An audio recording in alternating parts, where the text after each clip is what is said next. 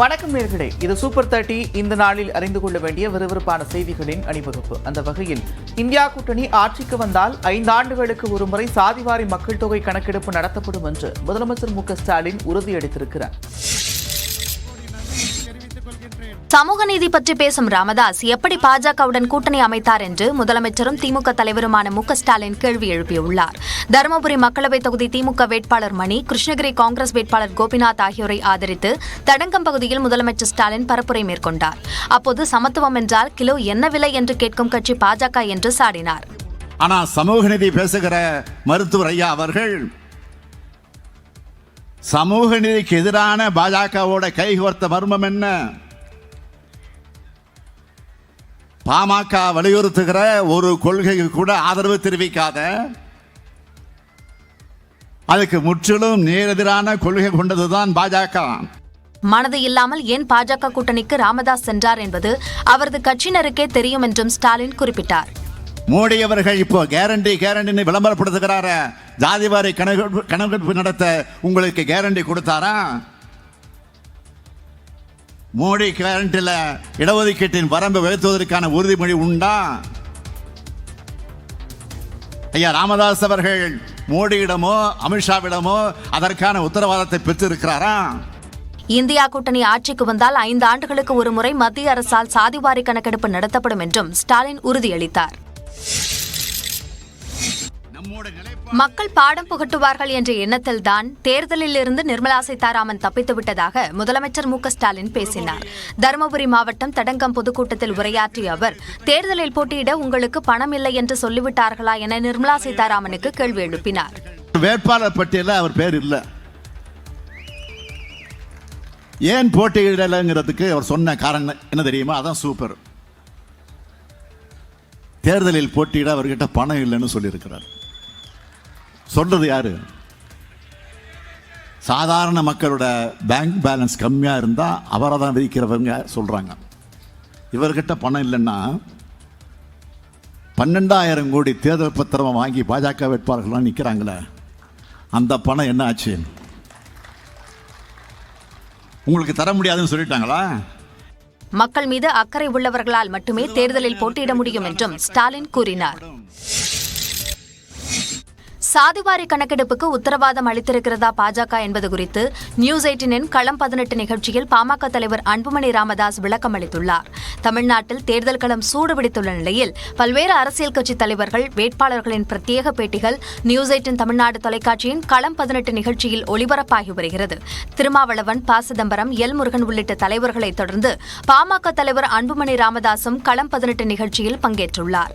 ஆசிரியர் கார்த்திகை செல்வனின் கேள்விக்கு பதிலளித்த அன்புமணி ராமதாஸ் சமூக நீதி கொள்கையில் எந்த சமரசமும் இல்லை என்று கூறியுள்ளார். மேலும் சாதிவாரி கணக்கெடுப்புக்கு உத்தரவாதம் அளித்திருக்கிறதா பாஜக என்பது குறித்தும் அன்புமணி விளக்கம் அளித்துள்ளார். அன்புமணியின் பிரத்யேக நேர்காணல் சனிக்கிழமை காலை 9 மணிக்கு நியூஸ் 18 களம் 18 நிகழ்ச்சியில் ஒளிபரப்பாக உள்ளது.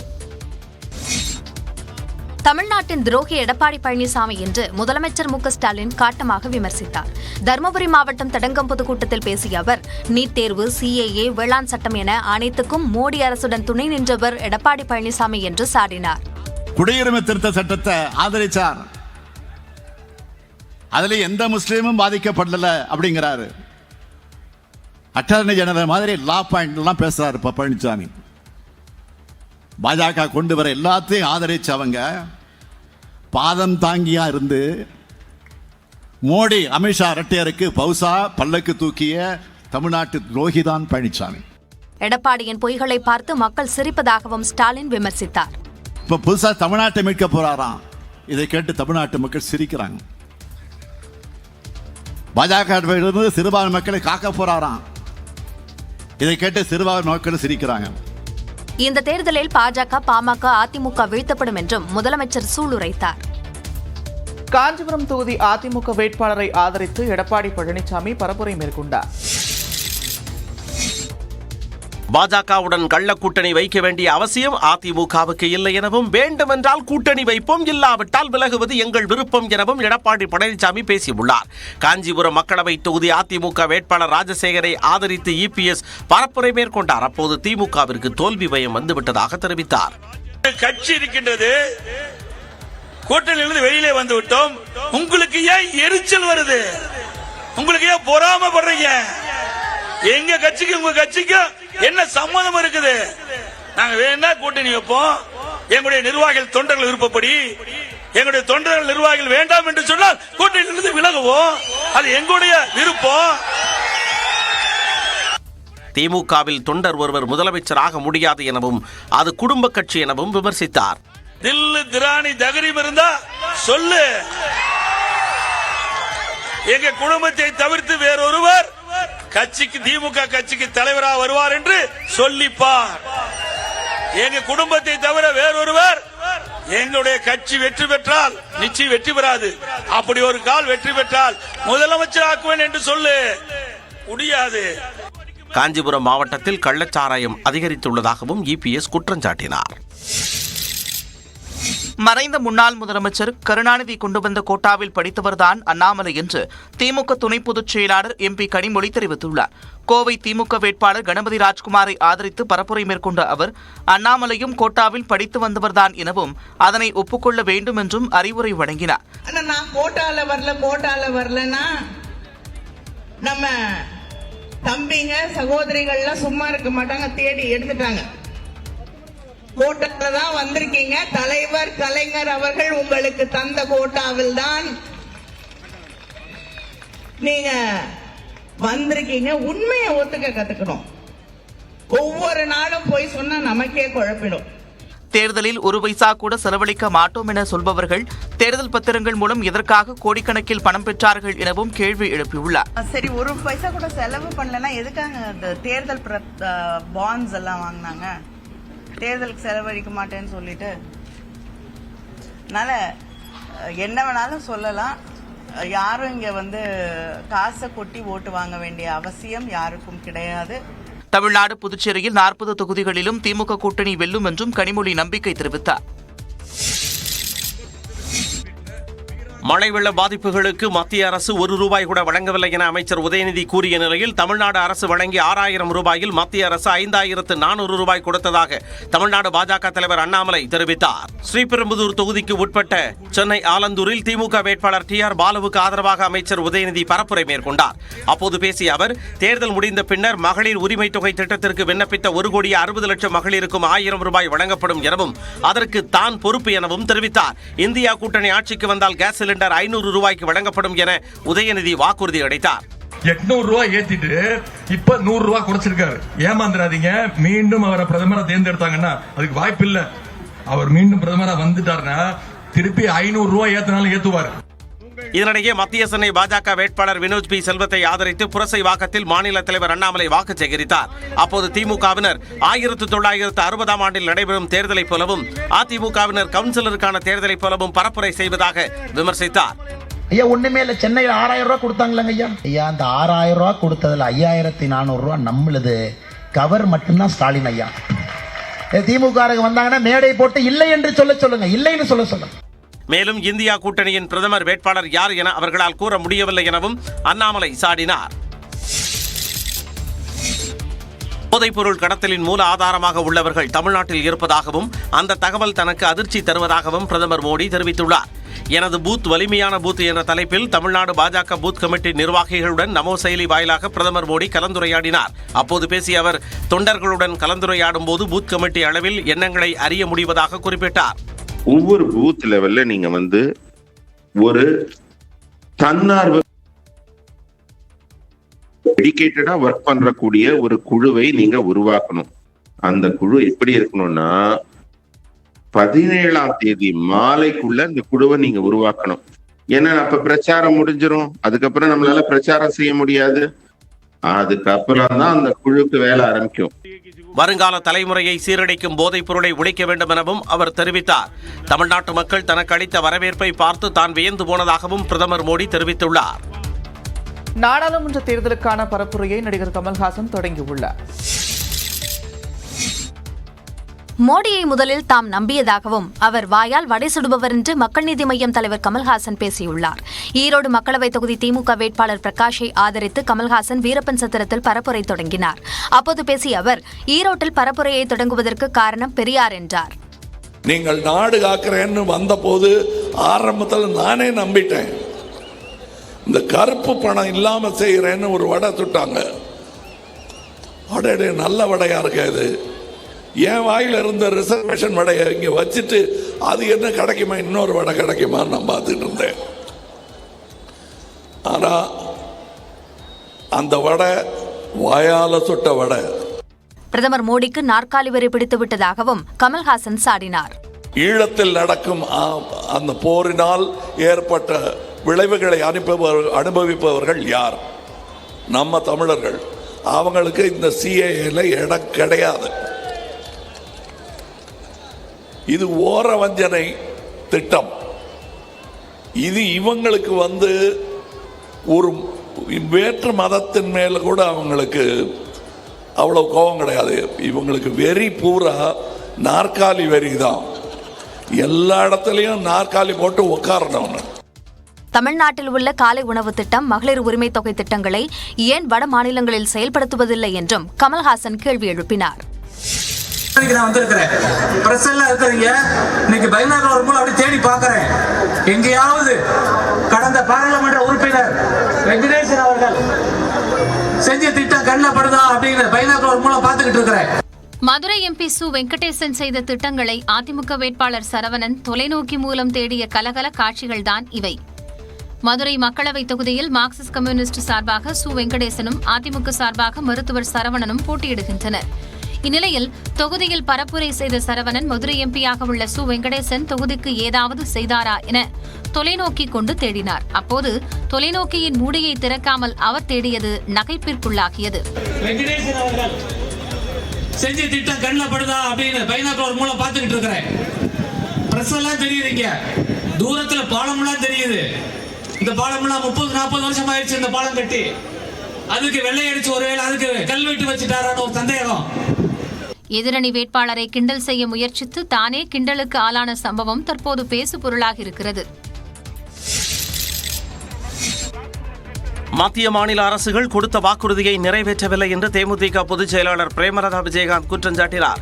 கோவை மக்களவைத் தொகுதியில் அதிமுக வேட்பாளர் சிங்கை ராமச்சந்திரனை ஆதரித்து பேசிய அவர் ஜிஎஸ்டி மற்றும் மின் கட்டண உயர்வு குறித்து தனது கண்டனத்தை வெளிப்படுத்தினார்.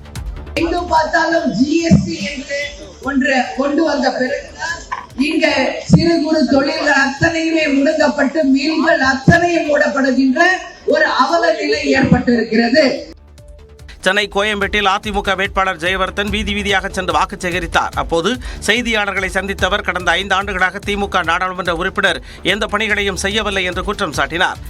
எனக்கு அரசியல் பொறுத்தவரை புரட்சி தலைவி அம்மா அவர்கள் அறிமுகம் செய்தார்கள். எந்த விதத்திலும் என்னுடைய தந்தை எனக்கு அரசியல் அறிமுகம் பொறுத்தவரை தரல. அதனால் இந்த வாரிசு பேச்சுக்கு இடமே கிடையாது. தருமபுரி மாவட்டம் அரூரில் தொழிற்பேட்டை அமைக்க பாடுபடுவேன் என்று பாமக வேட்பாளர் சௌமியா அன்புமணி வாக்குறுதி அளித்துள்ளார். நம்ம ஒரு இடத்துல இருக்கிறோம், நம்ம குடும்பம் இன்னொரு இடத்துல இருக்குது இல்லையா? எல்லாரும் வெளியில வேலைக்கு போயிருக்காங்க. நம்ம குடும்பம் எல்லாம் ஒன்னா இருக்கணும். நம்ம இருக்கிற நம்மளுடைய சொந்தக்காரர்களோடு நம்ம இருக்கிறதா நமக்கு ஒரு நல்ல வாழ்க்கை. அந்த வாழ்க்கைய நம்ம கொடுக்கணும்னா முதல்ல இங்க தண்ணி வளம் பெருகணும். அரூர் சுற்றுவட்டார பகுதிகளில் பரப்புரையில் ஈடுபட்ட அவர் தான் தேர்தலில் வெற்றி பெற்றால் தண்ணீர் மற்றும் வேலைவாய்ப்பு பிரச்சினைக்கு தீர்வு காணப்படும் என்றும் கூறினார்.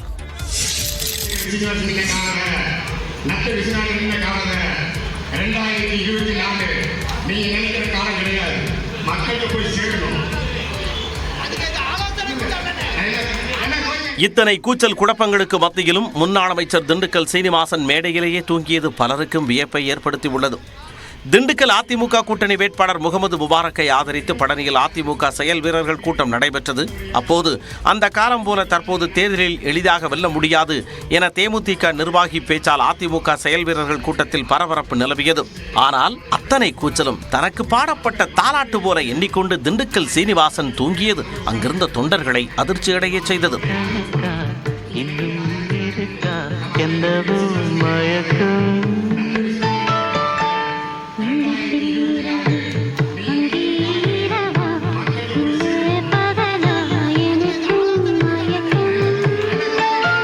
இதேபோல திண்டுக்கல்லில் தேர்தல் பரப்புரையில் ஈடுபட்ட திண்டுக்கல் சீனிவாசனின் மைக் வேலை செய்யாததால் அவர் டென்ஷன் ஆனார். மேற்கொண்டு சால்வையை எடுத்துக்கொண்டு வந்ததால் அவர் இன்னும் டென்ஷன் ஆனார்.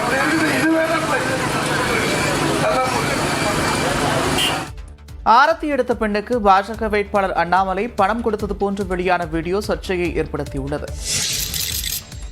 ஓட்டுக்கு ஒரு பைசா கூட கொடுக்க மாட்டேன் என்று அண்ணாமலை சொல்லி சில தினங்களே ஆன நிலையில் அவர் பணம் கொடுப்பது போன்ற வீடியோ தற்போது வெளியாக கோவை மாவட்ட தேர்தல் அதிகாரியின் கவனத்திற்கு சென்றுள்ளது.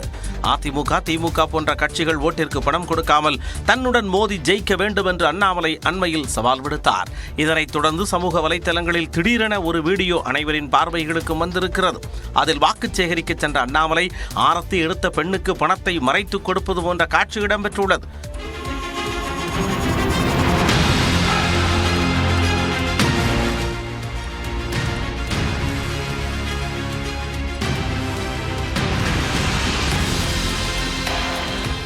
இந்த வீடியோவை பலரும் பகிர்ந்த நிலையில் இது தங்களின் கவனத்திற்கு வந்திருப்பதாக கோவை மாவட்ட ஆட்சியரும் மாவட்ட தேர்தல் அதிகாரியுமான கிராந்திகுமார் தெரிவித்துள்ளார்.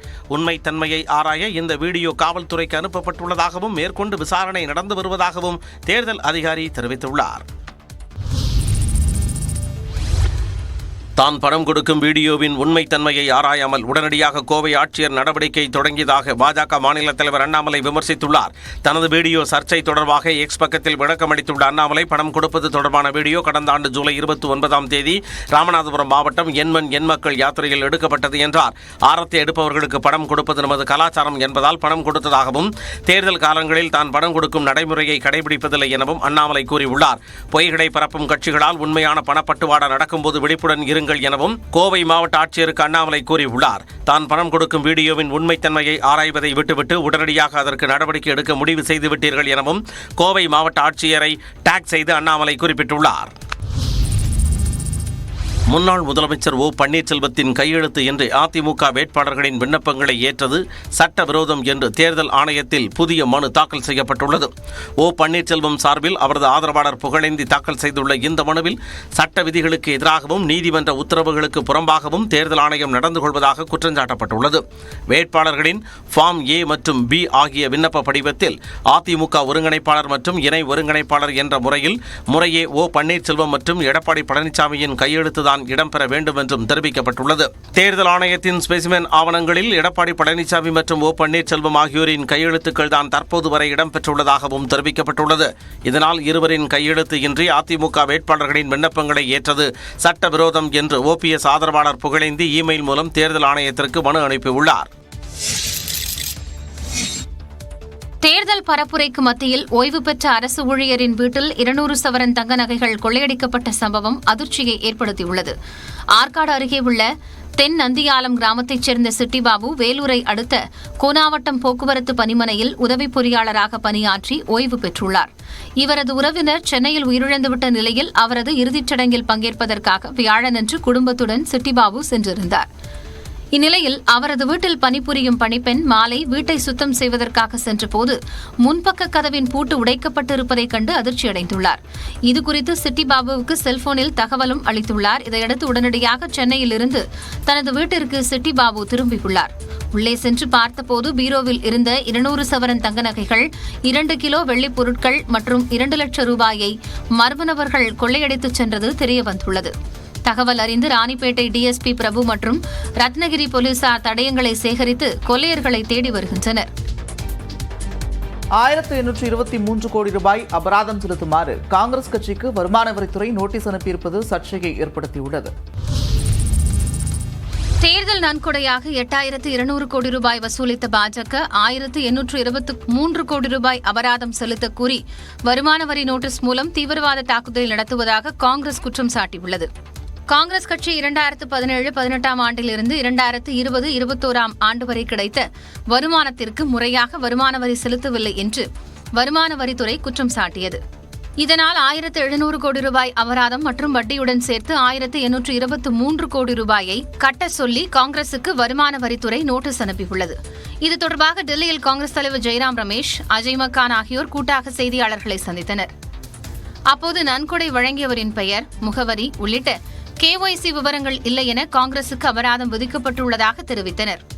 இதே காரணத்திற்காக பாஜகவிடம் 4617 கோடி ரூபாய் அபராதம் வசூலிக்க வேண்டும் என்றும் அவர்கள் பட்டியலிட்டுள்ளனர். Complete hypocrisy of the BJP, which is engaged in tax terrorism இதன் மூலம் பிரதமர் மோடியின் உண்மையான பாசிச முகம் தெரிய வந்துள்ளதாக தமிழ்நாடு காங்கிரஸ் கமிட்டி தலைவர் செல்வ பெருந்தகை விமர்சித்துள்ளார். வடகொரியா ஆட்சி போல் நடத்துவதற்கு மோடி அவர்கள் முயற்சி செய்கிறார். அதை ஒருபோதும் இந்திய மக்கள் அனுமதிக்க மாட்டார்கள். இது தொடர்பாக நீதிமன்றத்தை காங்கிரஸ் கட்சி நாட உள்ளதாகவும் தகவல் வெளியாக இருக்கிறது. காங்கிரஸ் கட்சியை தொடர்ந்து இந்திய கம்யூனிஸ்ட் மற்றும் திரிணாமுல் காங்கிரஸ் கட்சிகளுக்கும் வருமான வரித்துறை நோட்டீஸ் அனுப்பியுள்ளது. அதில் 11 கோடி ரூபாய் வரி பாக்கியை செலுத்த வேண்டும் என இந்திய கம்யூனிஸ்ட் கட்சிக்கு வருமான வரித்துறை அறிவுறுத்தியுள்ளது. பழைய பான் எண்ணை பயன்படுத்தியதற்காக இந்த தொகையை செலுத்த உத்தரவிட்டிருப்பதாக கூறப்படும் நிலையில் கட்சியின் மூத்த தலைவர்கள் முக்கிய ஆலோசனையில் ஈடுபட்டுள்ளனர். இதேபோல தனது எக்ஸ் பக்கத்தில் பதிவிட்டுள்ள திரிணாமுல் எம்பி சாகேத் கோகலே கடந்த 3 நாட்களில் 11 வருமான வரி நோட்டீஸுகள் அனுப்பப்பட்டிருப்பதாக தெரிவித்தார். அமலாக்கத்துறையை தொடர்ந்து தற்போது வருமான வரித்துறையை பாஜக இறக்கியிருப்பதாக சாகேத் கோகலே விமர்சித்துள்ளார். இது தொடர்பாக எக்ஸ் பக்கத்தில் பதிவிட்டுள்ள காங்கிரஸ் தலைவர் மல்லிகார்ஜுன கார்கே வருமான வரி பாக்கிக்கு கடந்த 7 ஆண்டுகளில் பாஜகவுக்கு 4600 கோடி ரூபாய் அபராதம் விதிக்கப்பட்டிருக்க வேண்டும் எனவும், ஆனால் பாஜகவுக்கு வருமான வரித்துறை ஒரு நோட்டீஸ் கூட அனுப்பவில்லை எனவும் குற்றஞ்சாட்டியுள்ளார். இந்நிலையில் வருமான வரித்துறையின் நடவடிக்கையை கண்டித்து நாடு முழுவதும் மாநில காங்கிரஸ் தலைமை அலுவலகங்கள் மற்றும் மாவட்ட காங்கிரஸ் அலுவலகங்களில் சனிக்கிழமை போராட்டம் நடத்தப்படும் என்று காங்கிரஸ் கட்சி அறிவித்துள்ளது. பீகார் மக்களவைத் தேர்தலில் ராஷ்டிரிய ஜனதா தளம் 26 இடங்களிலும் காங்கிரஸ் கட்சி 9 தொகுதிகளிலும் போட்டியிடுகின்றன. பீகாரில் இந்தியா கூட்டணியின் பலமாக கருதப்பட்ட நிதிஷ்குமார் திடீரென்று திருப்பமாக பாஜக கூட்டணியில் இணைந்தார். இதனையடுத்து ராஷ்டிரிய ஜனதா தளம் தலைமையில் காங்கிரஸ் இடதுசாரி கட்சிகள் இணைந்து கூட்டணி அமைத்துள்ளன. இந்நிலையில் 40 மக்களவைத் தொகுதிகள் கொண்ட பீகாரில் இந்தியா கூட்டணியின் தொகுதி பங்கீடு இறுதி செய்யப்பட்டுள்ளது. அதன்படி ராஷ்டிரிய ஜனதா தளம் 26 இடங்களிலும் காங்கிரஸ் 9 தொகுதிகளிலும் போட்டியிடுகின்றன. இதில் பூர்ணியா, ஹாஜிபூர் உள்ளிட்ட இடங்கள் ராஷ்டிரிய ஜனதா தளத்திற்கும், பாட்னா உள்ளிட்டவை காங்கிரசுக்கும் ஒதுக்கப்பட்டுள்ளன. இவற்றுடன் இந்தியா கூட்டணி சார்பில் இடதுசாரிகள் 5 தொகுதிகளில் போட்டியிடுகின்றனர். தங்களின் அழகுக்கு அழகு சேர்க்கும் வகையில் பெண்கள் மேற்கொள்ளும் முடி நேராக்கும் சிகிச்சையால் சிறுநீரகம் பாதிக்கப்படுவதாக அதிர்ச்சி தகவல் வெளியாகியிருக்கிறது. 26 வயது மதிக்கத்தக்க பெண் ஒருவர் 2020ஆம் ஆண்டு ஜூன் மாதம் பிரபல நிறுவனத்திற்கு சென்று தனது முடியை நேராக்கும் சிகிச்சையை மேற்கொண்டுள்ளார். ஓராண்டு இடைவெளியில் இதுபோன்று அவர் 3 முறை சிகிச்சை பெற்ற நிலையில் அவருக்கு தொடர்ந்து உச்சந்தலையில் எரிச்சல் ஏற்பட்டதாகவும் திடீரென சிறுநீரில் இரத்தக்கசிவு ஏற்பட்டதாகவும் the New England Journal of Medicine தெரிவித்துள்ளது. சிகிச்சைக்கு பிறகு அப்பெண்ணின் தலையில் அதிக காயங்கள் ஏற்பட்டதாலும் அடிக்கடி வாந்தி, வயிற்றுப்போக்கு, காய்ச்சல், முதுகுவலி ஏற்பட்டதாலும் மருத்துவமனைக்கு சென்றுள்ளார். அங்கு செய்த சிடி பரிசோதனையில் அப்பெண்ணுக்கு சிறுநீரகங்கள் சேதமடைந்தது தெரியவந்துள்ளது. இதுகுறித்த விசாரணையில் முடியை நேராக்குவதற்கு தலையில் தேய்க்கப்படும் கிளையாக்சிலிக் அமிலம் கலந்த கிரீம் உடல் உறுப்புகளுக்கு பரவி படிந்து பாதிப்பை ஏற்படுத்தியதும் தெரியவந்துள்ளது.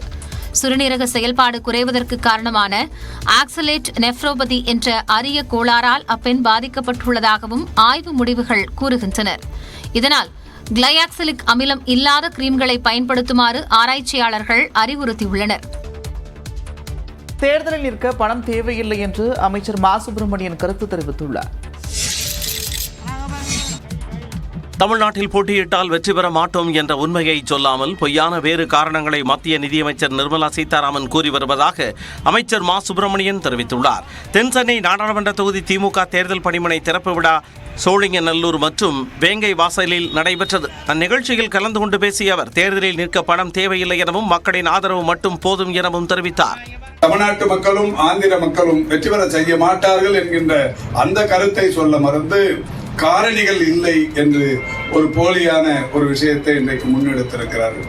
அவருடைய கணவரே சொல்லுகிறார், மோடி ஜெயித்தால் இந்தியாவை யார் நினைத்தாலும் காப்பாற்ற முடியாது என்று நிர்மலா சீதாராமன் அவருடைய கணவரே இன்றைக்கு சொல்லியிருக்கிறார்.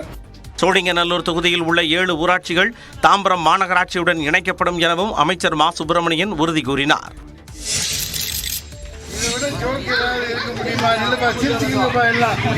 இந்தியா முன்னேறிடுச்சுப்பா, பொருளாதாரத்தில் மோடி ஆட்சியில் நோம்பு வச்சுட்டு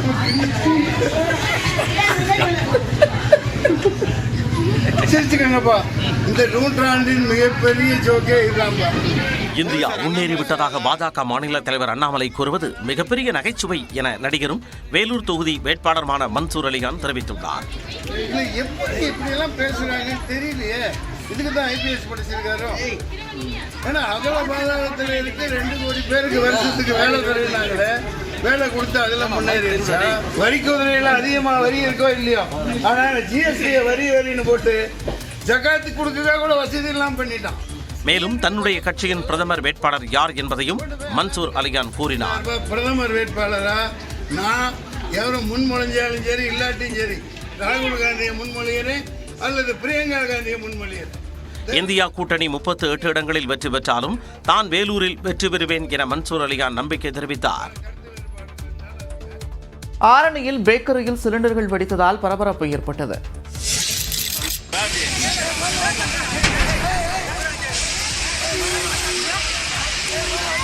ஆரணியில் பேக்கரி குடோனில் கேஸ் சிலிண்டர்கள் அடுத்தடுத்து வெடித்ததால் பெரும் பதற்றம் ஏற்பட்டது. திருவண்ணாமலை மாவட்டம் ஆரணி டவுன் பகுதியில் உள்ள பிரபல பாரிஸ் ஸ்வீட்ஸ் பேக்கரி இயங்கி வருகிறது. இந்த கடையின் குடோனில் திடீரென தீ விபத்து ஏற்பட்டது. அப்போது மிக அதிக சத்தத்துடன் கேஸ் சிலிண்டர்கள் அடுத்தடுத்து வெடித்ததால் அங்கு பரபரப்பு ஏற்பட்டது. தகவல் அறிந்து வந்த காவல்துறையினர் மற்றும் தீயணைப்பு துறையினர் தீயை அணைக்கும் முயற்சியில் ஈடுபட்டனர். கேஸ் சிலிண்டர்கள் வெடித்தபோது சம்பவ இடத்தில் ஆட்கள் இல்லாததால் உயிர் சேதம் தவிர்க்கப்பட்டதாக முதற்கட்ட தகவல் வெளியாகியுள்ளது.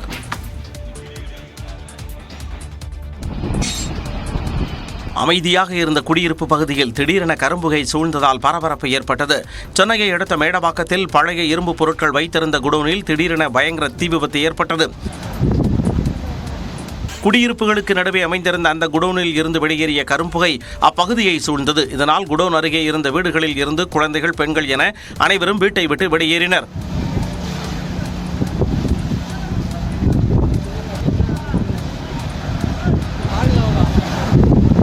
தகவல் அறிந்து மேடவாக்கம், வேளச்சேரி மற்றும் தாம்பரம் தீயணைப்பு நிலையங்களில் இருந்து சென்ற தீயணைப்பு துறையினர் அருகில் இருந்த வீடுகளுக்கு தீ பரவாமல் தடுத்து தீயை அணைத்தனர். சென்னை ஆழ்வார்பேட்டையில் கிழக்கே விடுதியின் கூரை இடிந்து விழுந்து 3 பேர் பலியான விபத்தில் விடுதியின் மேலாளர் கைது செய்யப்பட்டார். ஆழ்வார்பேட்டையில் உள்ள மதுபான கிழக்கே விடுதி ஒன்றின் முதல் தடத்தில் உள்ள அறையின் மேற்கூரை திடீரென